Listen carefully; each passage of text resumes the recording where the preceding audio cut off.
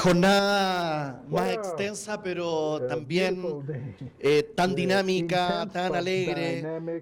Quiero felicitarlos a todas y a todos, pues la verdad es una dicha estar en un lugar donde se trabaja complementariamente temas tan importantes como los que estamos viendo acá. Me voy a tomar un atrevimiento con el permiso de la organización. Quiero dar las gracias a todas y cada uno de los que me ha dado palabras de apoyo frente a la situación que está viviendo mi país en estos días. Así que quiero agradecer a todos los que me han dado mucho ánimo y apoyo, y con el favor de Dios esto se va a resolver. Así que muchas gracias por ello.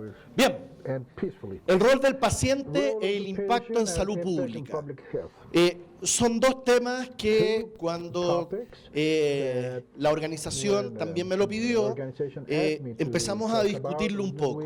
Primero que nada, la línea de la salud pública va directamente relacionada por mi experiencia como autoridad regulatoria en Chile, y en pacientes por mi relación con las sociedades de pacientes, tanto en algunas que me ha tocado en otros países, como también la que tenemos estrechamente en Chile.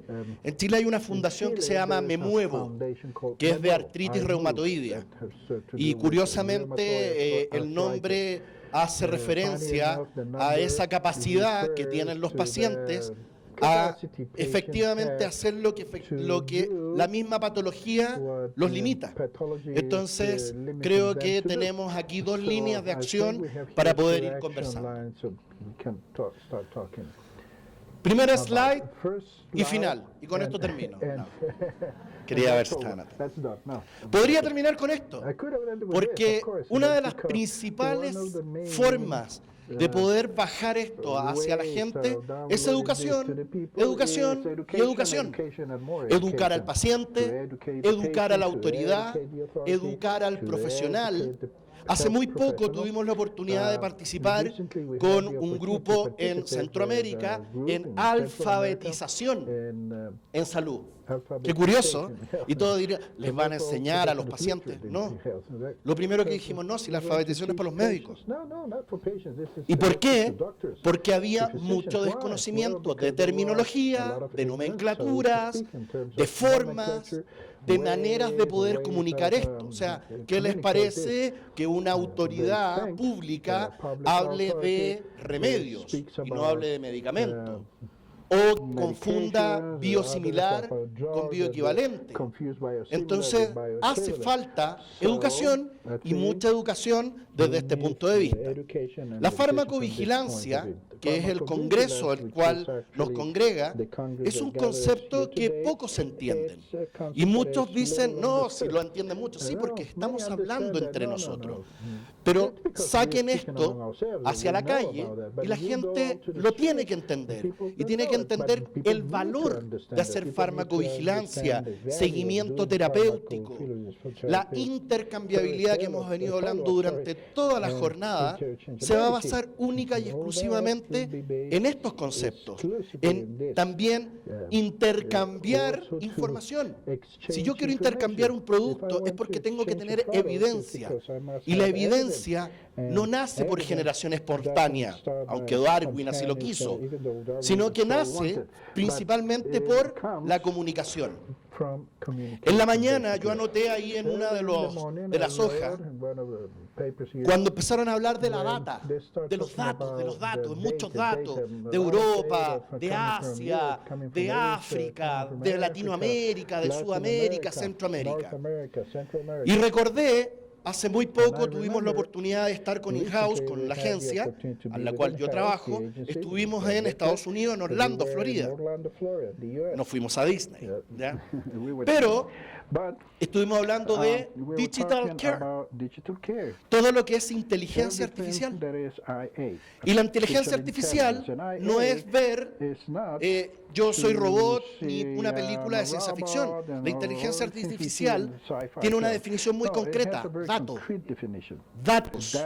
Es solo datos. Es un manejo a través de algoritmos de mucha data. Entonces yo lo llevo un poco hacia el futuro, y que tiene mucho que ver con las políticas públicas. ¿De qué manera las autoridades de todos nuestros países van a recoger esta data y la van a transformar en un dato, ¿cierto?, que va a salvar pacientes, que vamos a poder intercambiar con confianza, que vamos a poder sustituir o que vamos a poder suspender y proponer nuevos tratamientos? Esto no es eterno, y aquí también mi llamado desde el mundo de la salud pública. Muchas veces los laboratorios piensan que sus moléculas son eternas, pero también mueren.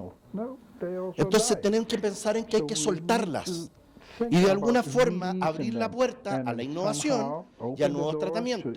¿Cómo? No porque alguien inventó algo mejor, simplemente a través de la farmacovigilancia.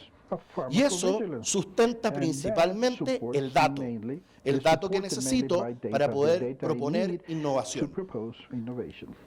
Video. Medicamentos bioterapéuticos, un campo excitante y promisorio que aprovecha el poder de los organismos vivos, como las células o bacterias. Los científicos dejan que estos organismos hagan lo que naturalmente harían, o los modifican para producir proteínas o anticuerpos que se usan en medicamentos bioterapéuticos. Estos medicamentos están diseñados para reemplazar una proteína que falta naturalmente, como en el caso de los pacientes diabéticos a quienes les falta insulina o realizar una tarea especializada.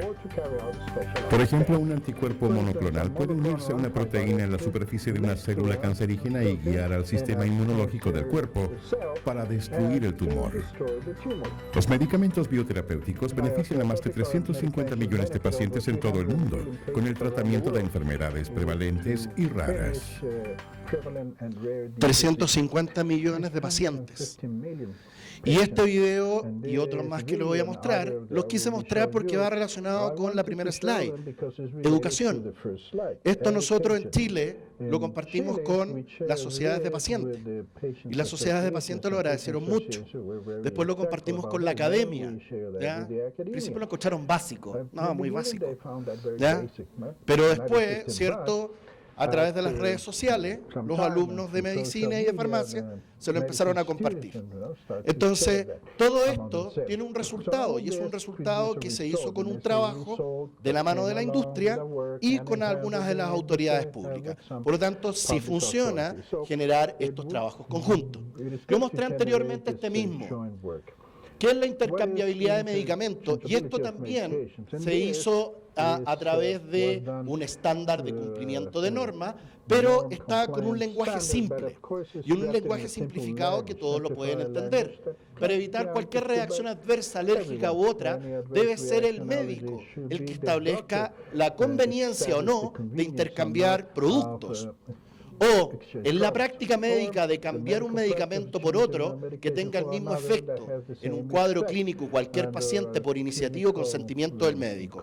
Y así fuimos poniendo a través de estas fórmulas de comunicación hacia el paciente en forma clara y mucho más precisa. Otro video. Understanding biosimilars. In laboratories around the world, scientists are continuously revolutionizing healthcare. How? By providing doctors with a new, exciting type of medicine that can treat a range of serious conditions, from cancer to anemia to autoimmune diseases. These medicines are known as biologics. Biologics are based on naturally existing proteins in the human body. Each biologic is uniquely engineered to target a specific type of molecule in the body with the aim of treating a disease. Unlike regular medicines, which can often be made by following a simple chemical formula, biologics are made using a complicated recipe that is coded in our genetic material, or DNA. For this reason, biologics are highly complex structures. How complex? Think of it this way. If a regular medicine is a paper aeroplane, a biologic is a jumbo jet, thousands of times larger and more intricate, not to mention more difficult to make. Trouble is, like the jumbo jet, they're expensive, and that means not everybody can afford them, which is where biosimilars come in. Put simply, a biosimilar is a highly similar replica of an existing clinically validated biologic medicine. To be approved by the regulators in Europe and the US, a biosimilar must be so similar to the original that statistically speaking, you can't tell the two apart in terms of ability to treat the disease, safety profile, and overall quality. The three things that matter the most to doctors and patients. Many experts see biosimilars as essential to the future of healthcare. Why? Because the introduction of biosimilars creates greater competition in the market, causing prices to drop, and therefore allowing more patients access to the medication. Ultimately, this means high-quality, hugely important drugs can reach more patients than ever before, wherever in the world they may be. Educación, educación y educación. Si nosotros logramos poner al servicio de la comunidad, de los pacientes, este tipo de video, este tipo de información, la gente también va a ir entendiendo mucho más de qué se trata el producto y su costo, porque hay veces que es inexplicable el costo para un paciente. A lo mejor para un científico nosotros podemos entender que un producto cueste tan caro, un producto como este, pero para la gente necesita tener esta información para saber la razón. Me encantó este slide, la encontré genial, ¿cierto? Aparte que me encantan los gatos, pero soy un cat lover. Pero, ¿cierto? Es muy importante ir considerando este tipo de elementos para tener una conexión con los pacientes y con los futuros pacientes. Es muy importante que también esto lo vamos mostrando a futuros pacientes.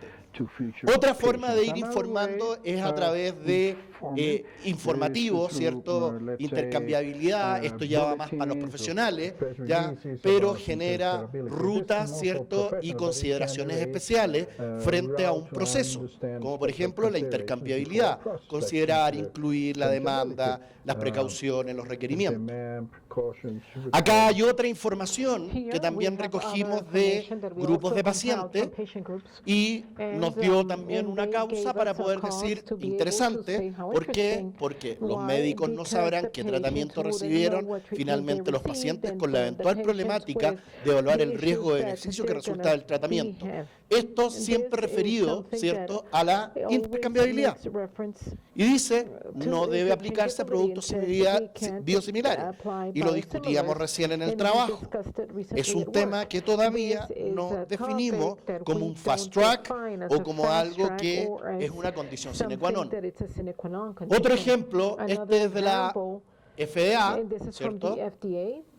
Está publicado, lo pueden ver cualquiera en la página de la FDA.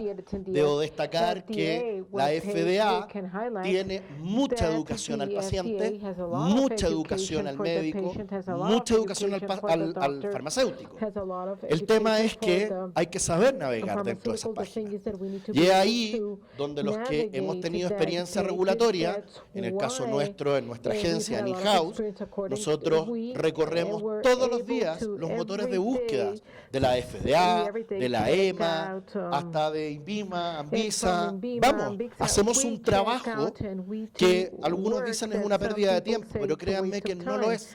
Te encuentras con información valiosísima que vale la pena bajarla. Esto es muy interesante porque explica el sentido de los biosimilares y además la preocupación de las agencias públicas, o sea, de salud pública, por la calidad, la eficacia y la seguridad. ¿Se acuerdan que les dije la tríada? Esa es una tríada convencional. Es una convención que en algún momento la Organización Mundial de la Salud también tomó como suya. Calidad, eficacia y seguridad. Y yo hice un zoom y saqué esto. Y me encanta porque justamente en uno de sus puntos habla de todo lo que hace la agencia regulatoria post-marketing, ¿cierto? El asegurarse que las empresas manufactureras estén autorizadas por la autoridad pública, bien dicho. Por lo tanto, van asegurando una serie de factores. ¿Cuál es el otro punto complejo? Costos. Y eso es un tema que a lo mejor nos daría para un congreso entero. ¿Por qué? Porque los costos siguen siendo un problema desde el punto de vista de enfrentarlos desde nuestro punto de vista, como para poder explicárselo a un paciente. Sigo poniendo cosas de educación y que es muy importante que nosotros los vayamos recogiendo y compartiendo. Esto es por los analgésicos, pero me llamó la atención ponerlo también. Miren esto.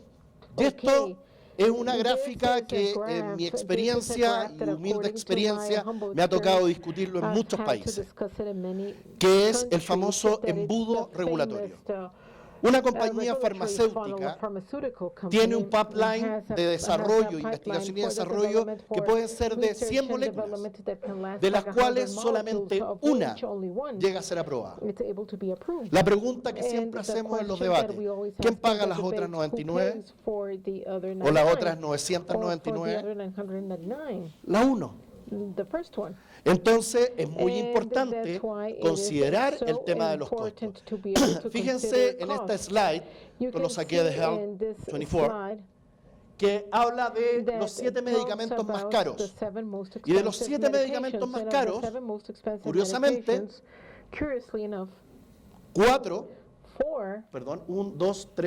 5 son biotecnológicos. Entonces, a lo mejor encontrarán algunos, aquí Glivera ya salió del mercado, el año 2017 el laboratorio decidió cancelar el registro porque no lo compraba nadie. O sea, con 1,2 millones de dólares por tratamiento, la verdad que es difícil. ¿Ya? Pero eso es lo que costaba. Entonces, y así varios otros, hay unos que todavía están en el mercado ya a ese costo. Es un aporte, y abro a lo mejor para el debate después, es un aporte la llegada de los biosimilares a una rebaja en el costo. Lo dejo planteado. Esto también me encantó, ¿cierto? Porque habla claramente de qué es lo que está hoy día pensando la gente. Y hago un link con lo que abrí mi presentación hoy día, el descontento de los pacientes.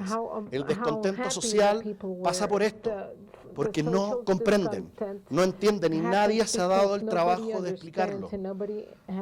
Yo creo que estamos a tiempo para lograr un cambio y que la gente entienda qué es y qué significa el costo de los medicamentos.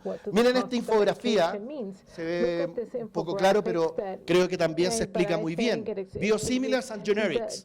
Y hacemos una tabla comparativa, ¿ya? Esto se hizo este año para el Día de la Seguridad del Paciente, pero fue muy interesante. Nosotros logramos en Chile que esta infografía en español se publicara en un canal de televisión. Entonces lo logramos, digo, porque fue difícil. Imagínense, aquí hay gente de ciencia, pero imagínense que un periodista me diga que no es noticia. No me interesa cuántos pacientes son, 5, 6, no es noticia. A mí me interesa hablar del paracetamol. Entonces, cuando ustedes ven las publicaciones, tanto desde la prensa como de las autoridades públicas, se refieren a ese tipo de productos, pero no a este tipo de productos ni a su explicación de por qué son lo que son y cuál es su gran diferencia. Un biosimilar, 8 a 10 años de desarrollo, versus un genérico de síntesis química, 3 a 5 años, ¿ya? No intercambiable en forma automática. Y eso también lo dejamos muy claro en el taller de hoy. Siempre digo yo, una imagen dice más que 1000 palabras. Estamos metidos hoy día en un lío, en un enredo, porque es muy difícil bajar el nivel comunicacional que tenemos los científicos. Nos cuesta, me incluyo, ¿ya? Pero tenemos que lograrlo y tenemos que hacerlo. Esto también es una forma de comunicar y dar por entendido todo el mundo que rodea a los productos de síntesis biotecnológica o de biotecnología. Y esto lo vimos, ¿cierto? Justamente estábamos con Ángela Caro en Cancún, no paseando. Sonó raro, ¿cierto? Sí. No, estábamos en el Congreso AMEPRES, el Congreso Internacional Regulatorio, que dicho sea de paso están todos cordialmente invitados, ahora el 13 al 15 de noviembre en Panamá, ya no en Cancún. ¿Ya? Pero el anterior se hizo en México, en Cancún. Y aquí discutimos justamente, y me tocó ser panelista con Ángela, hablamos de rare disease, todo lo que es enfermedades raras, y el impacto que ha tenido la biotecnología en salvar pacientes, en curar pacientes, y principalmente en el desarrollo y en la investigación. Muy bien. Esta infografía, no me voy a detener mucho en comentarla, pero es muy interesante. A lo mejor después con paciencia la podemos ir revisando. Tiene acá arriba, ¿cierto? Esto es lo global, lo favorablemente global para poder acceder a un biosimilar. Y es curioso que habla de Development Country, el sector BRIC, que a lo mejor desde el punto de vista económico alguno no lo conoce. El BRIC está Brasil, Rusia, India, China y Sudáfrica. Eso en economía se le llama BRIC. ¿Okay? Y los MIST está México, Indonesia, Sur Corea y Turquía. ¿Ya? Y los países más desarrollados, Estados Unidos, la Unión Europea y Japón. Pero es curioso, ¿cierto?, que marquen en rojo el acceso. Y están marcando en rojo el acceso. Y además, ¿cierto?, con algunos puntos en rojo, sobre todo en Estados Unidos, en cuanto a la aceptación de los prescriptores, ya la aceptación de los pacientes y el acceso a los pagadores. Y, en cambio, en el BRIC está en verde, o sea, ¿cierto?, muy favorables desde el punto de vista acceso. Y aquí es nuevamente donde comúnmente después no me invitan más. ¿Ya? Porque comúnmente cuando uno dice, ¿quién ve acceso en tu compañía? ¿Ya? Y piensan que acceso no es nada más que poner tu producto en el mercado. Pero acceso es mucho más que eso. Acceso es generar mucho algoritmo, mucho lobby positivo, por supuesto, con las autoridades regulatorias desde el punto de vista de salud pública para que la gente acceda a un tratamiento. No es para que mi empresa acceda a los fondos públicos y me compre mi producto. Por lo tanto, esto es muy interesante desde el punto de vista de ver las políticas que están haciendo. Me gusta mucho, ¿cierto? Y lo digo no porque estén acá, lo que ha hecho Brasil en los últimos años desde el punto de vista de un mercado favorable hacia los biosimilares. Esto es una noticia que tuvimos hace muy poco. A lo mejor mis amigos de Argentina los ubican. ¿Ya? Los biosimilares están en la cresta de la ola, peak, en Latam. Ahora Anvisa se levantó el pulgar a Vivaxia, el primer bioequivalente de rituximab en dicho país. El mismo lleva el sello de LIPS, un laboratorio brasileño que opera licenciando con MaxVile, una empresa del grupo Insum. ¿Ok? Esta noticia también fue altamente difundida y curiosamente muchos levantaron la mano. No, es mentira, nosotros llevamos muchos biosimilares registrados. Y en Chile, me acuerdo que también tuvimos una discusión porque me llamaron de la autoridad regulatoria para decir que ellos tenían alrededor de 12 biosimilares y biotecnológicos ya registrados, lo cual no era así, porque había una confusión desde el punto de vista de clasificación. Entonces, ojo, Brasil el primero, el segundo, hay 2, 3, hay 4 o 5 en Europa. O sea, este es un volumen más pequeño. No pensemos en los 14.000 ítems que hay en una farmacia. Comunicación a los pacientes, información sobre los medicamentos biosimilares. Y aquí, cierto, para entrar en tierra derecha, si los pacientes preguntan si un medicamento biológico determinado es un biosimilar, los profesionales, sanitarios que lo atiendan podrán consultar la información en la sección 5.1 del resumen de características del producto. ¿Les suena, doctor? ¿De dónde? Exacto. Esto es la EMA. Y así, ¿cierto?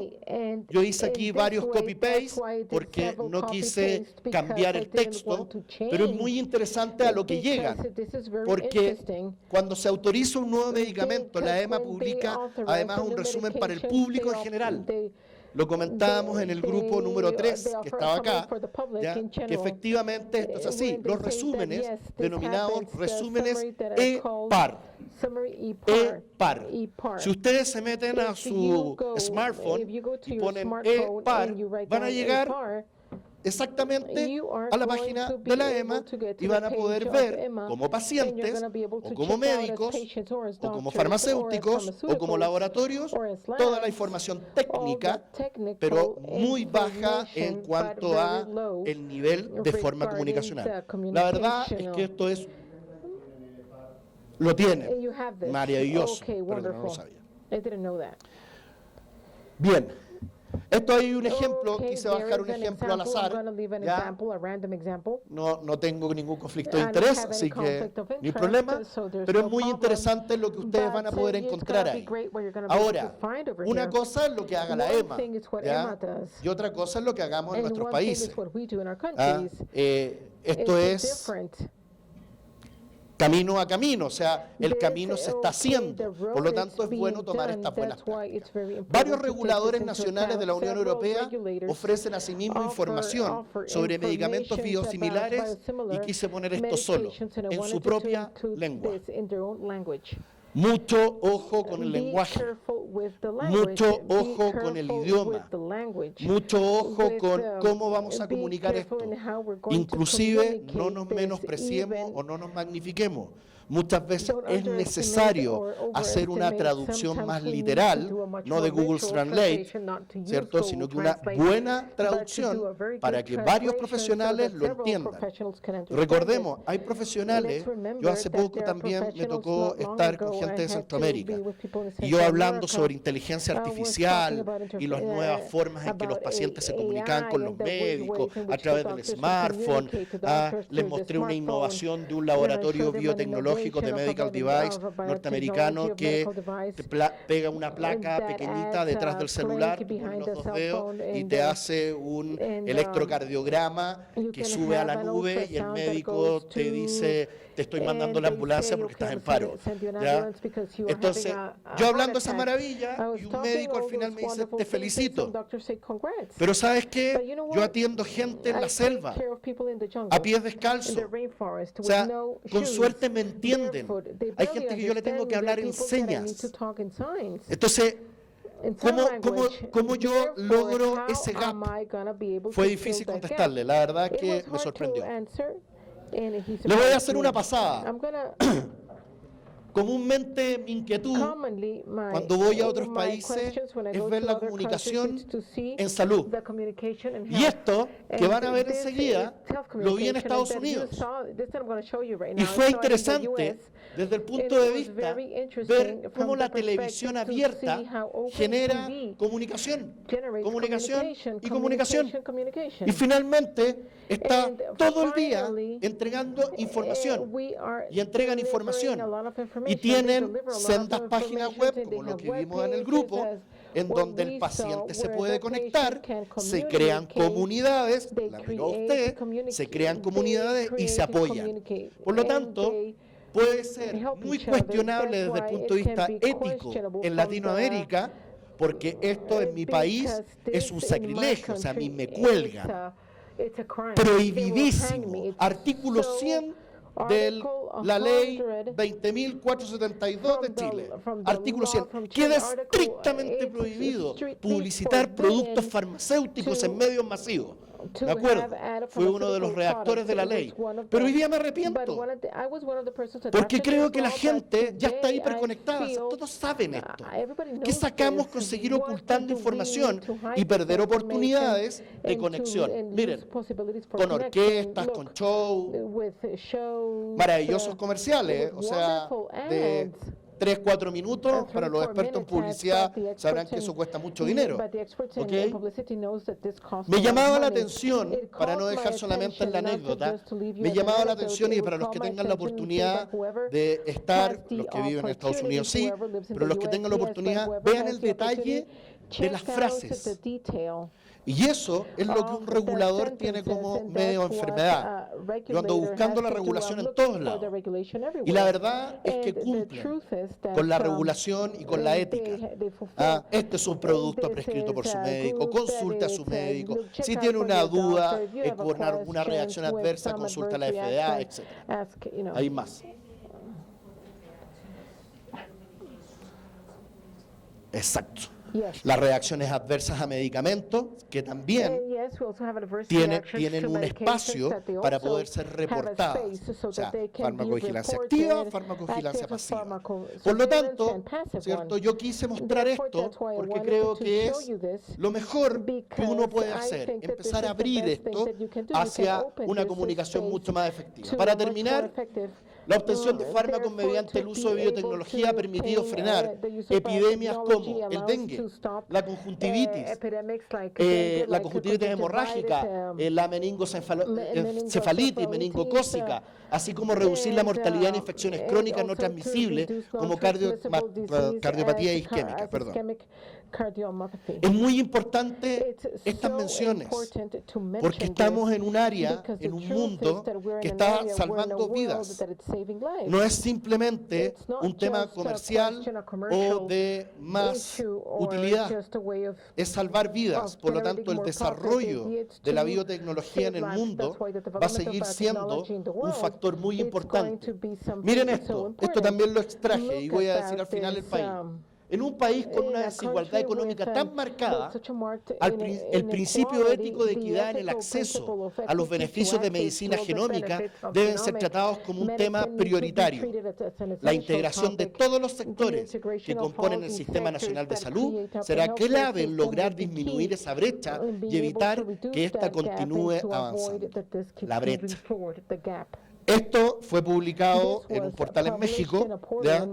Y también a mí me generó mucho sentido. Creo que este es el camino y desde el punto de vista salud pública y desde el punto de vista paciente, creo que ya debemos ser amigos y empezar a preparar juntos el futuro desafío. Muchísimas gracias, ha sido un placer.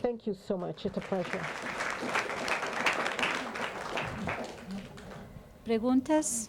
Bueno, yo tengo un comentario acerca de Solaris, que ha sido uno de los biológicos que me ha tocado estudiarlo de cerca. Y la parte difícil es que no hay interés de las compañías en hacer un biosimilar para un medicamento que solamente tiene 90 pacientes en Canadá. Entonces nunca va a existir un biosimilar. Por eso es que ellos se toman la libertad de alguna manera de cobrar lo que quieran y han presionado de alguna manera a Canadá como regulador para tratar de incluirlo en los paquetes que el gobierno paga. Pero hay circunstancias que el gobierno tampoco puede pagar todo este costo porque tiene que distribuir los recursos entre otros biológicos. Entonces, básicamente, los pacientes que tienen acceso es porque están en estos programas de acceso a los pacientes o porque tienen seguros de salud. Y ahí siempre va a haber un gap, según mi punto de vista. Actually, Amgen has a biosimilar of Soliris in development. Yay. So, hopefully in a few years. Biosimilar de Solaris en desarrollo, así que bueno. Bueno, ahí tenemos una buena noticia. ¿Ve que sirve comunicarse? See how it's great ¿Ya? to communicate. Si bien por Amgen. Good for Amgen. ¿Alguna otra pregunta? Ah, ahí al fondo.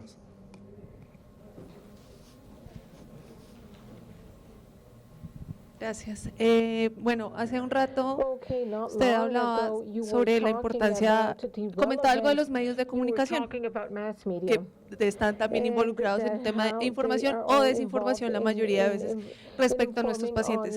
Quería pues como contarles algo que se ha hecho aquí en Colombia, que ha sido un acercamiento muy lindo en tratar de educar un poco más a los periodistas para que no desinformen y se comprometan con la verdadera información, porque es que es un medio que definitivamente tiene todo el impacto del mundo. Entonces, sí quiero pedirle el favor a Melissa que nos cuente un poco cómo fue esa iniciativa, cuál fue el impacto, y considero que puede ser algo muy positivo que de pronto podría replicarse en otros países, en otras ciudades. Gracias. Bueno, quiero contarles que como iniciativa del programa de farmacovigilancia que yo lidero y con el apoyo obviamente de la Asociación Colombiana de Farmacovigilancia, hicimos unas jornadas de educación a los periodistas, básicamente. Entonces empezamos desde los temas más básicos, qué es un medicamento, cuál es la diferencia entre un medicamento, digamos que originario y un medicamento genérico, cuáles son las confusiones que traen alrededor de esto, hablamos de normativa y llegamos inclusive al tema de biológicos y biosimilares. ¿Por qué es importante educar a los periodistas y a las personas que están encargadas de la información? Porque muchas veces ellos mismos desafortunadamente no hacen un trabajo tan completo para hacer la investigación que se requiere e informar a los pacientes, y esa es su primera fuente de información. Entonces los periódicos, la televisión, las redes sociales, las revistas. Entonces permitir que este tipo de personas tengan la información y sepan a quién acudir para, digamos que como fuente de información en el caso en que necesiten publicar una noticia, para nosotros es muy importante, porque entonces finalmente ese cliente o ese paciente final es el que va a obtener la información. Realmente fueron jornadas muy provechosas. Hemos hecho 2 jornadas en 2 ciudades de Bogotá y cada una con 5 sesiones y con una asistencia muy grande. Entonces realmente no es una tarea muy difícil. Pienso que nosotros podemos replicarlo fácilmente en otros países, en otras ciudades, con otras agencias, buscando informar. Nosotros tenemos el conocimiento, sabemos qué hacer con él, pero pues muchas veces no llega a la persona que realmente debe ser. Entonces de verdad fue una experiencia muy bonita la que tuvimos y que tuvo unos resultados muy provechosos.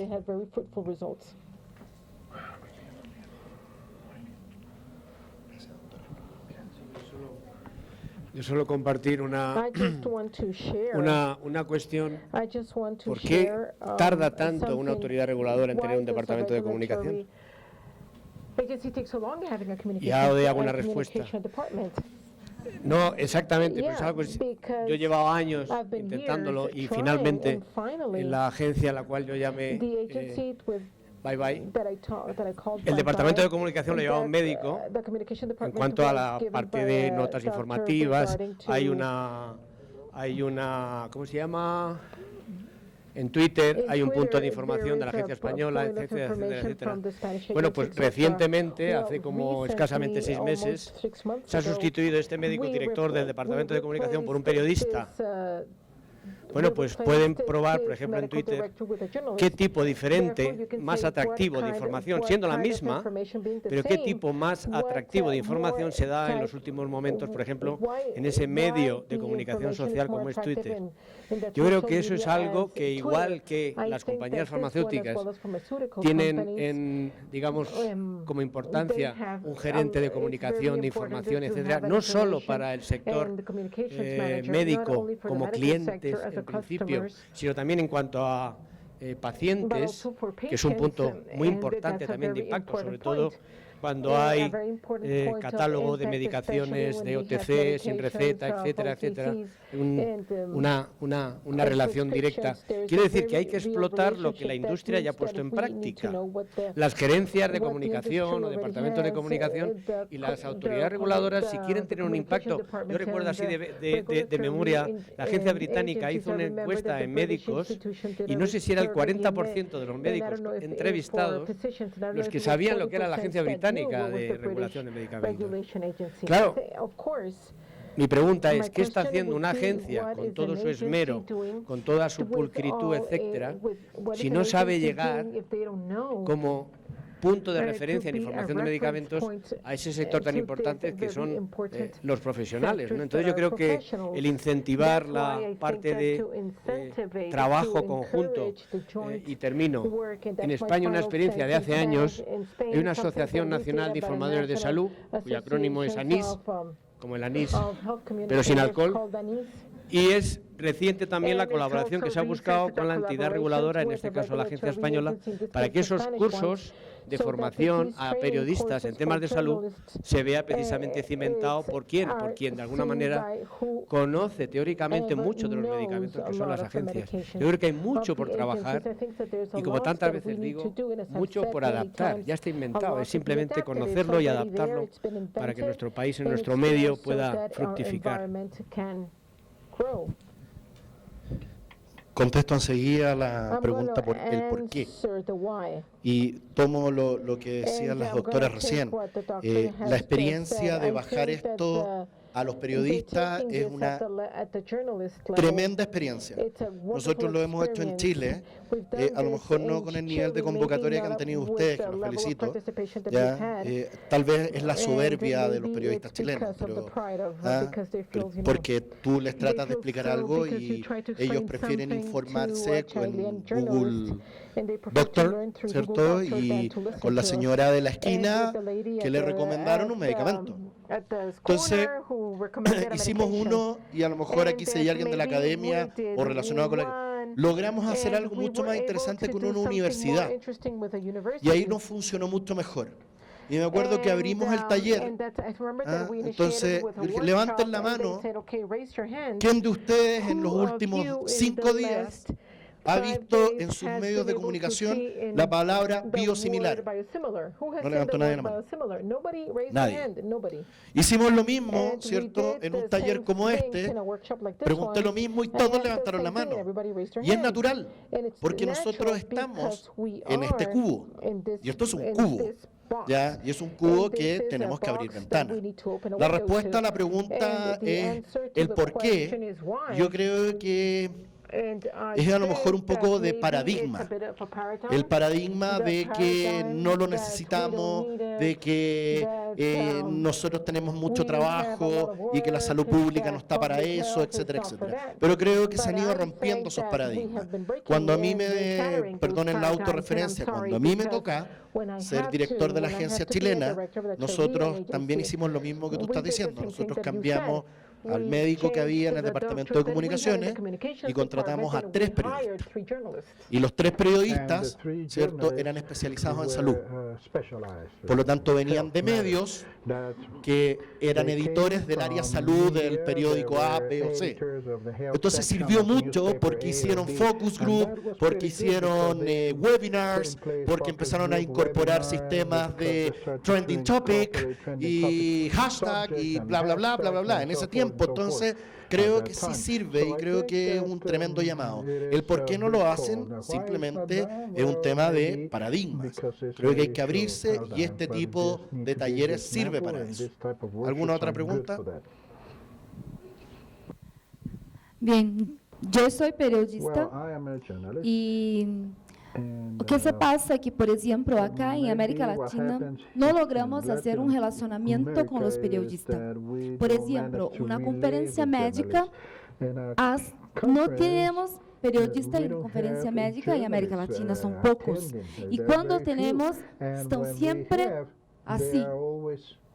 Se inscreve y van y no tiene un programa, no tiene una charla específica para ello, no tiene quien puede les apuntar, excepto cuando son grupos de periodistas invitados por la industria. Y así, aparte también, en otro momento, cuando miramos las informaciones que tenemos, por ejemplo, de biosimilar en América Latina, cuando vamos a lograr la fuente de la información, casi siempre es una industria de biosimilar biosimilar que tiene una agencia de comunicación. Y como una organización de pacientes, por ejemplo, en Brasil tenemos una evaluación de todo lo que se habla de biosimilar, de todos los puntos que mi organización hace advocacy.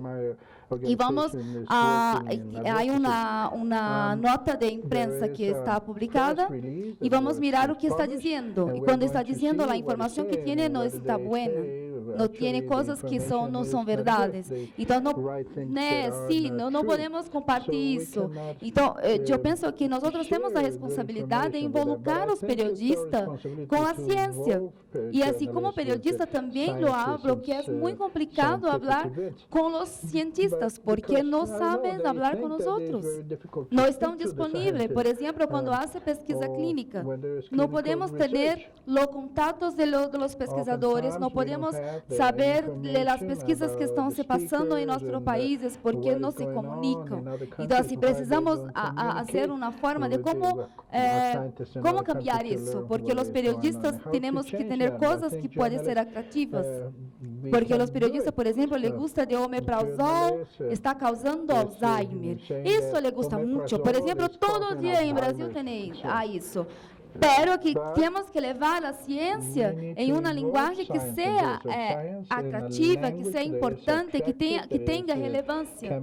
Eu sempre hablo com as sociedades médicas em Brasil que a sociedade médica hace ciência para falar com eles, para eles.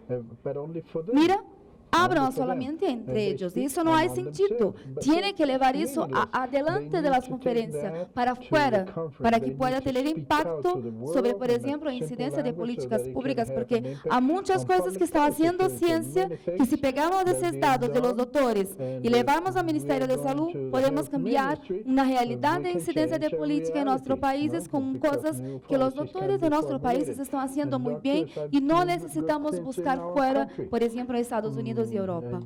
Que así, pienso que en América Latina tenemos muchas cosas gringas, porque todo lo que se hace, todo lo que se pasa en Estados Unidos y Europa es muy bueno, pero que nuestros doctores tienen capacidades gigantescas, porque hacemos sobre todo milagros, que se hacemos todos sin recursos.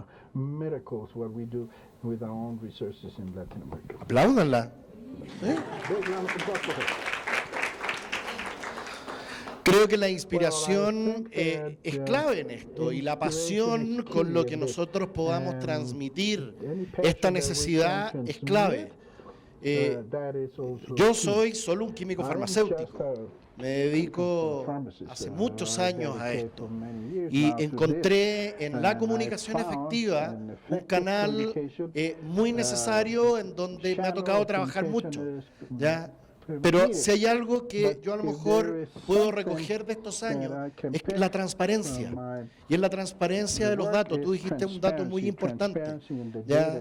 Las fuentes. ¿De dónde viene esto?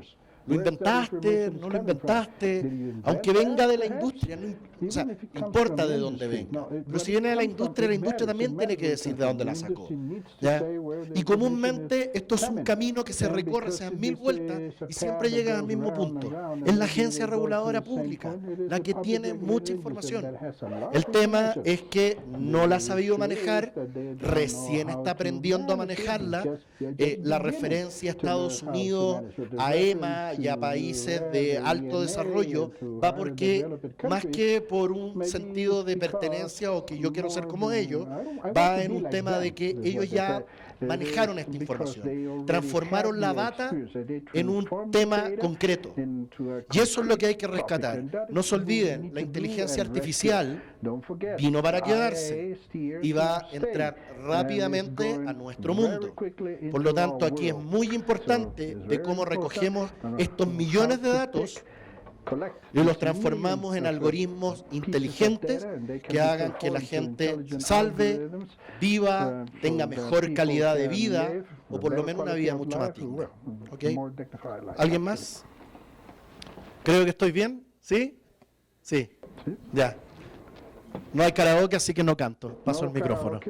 Muchas gracias. Many thanks.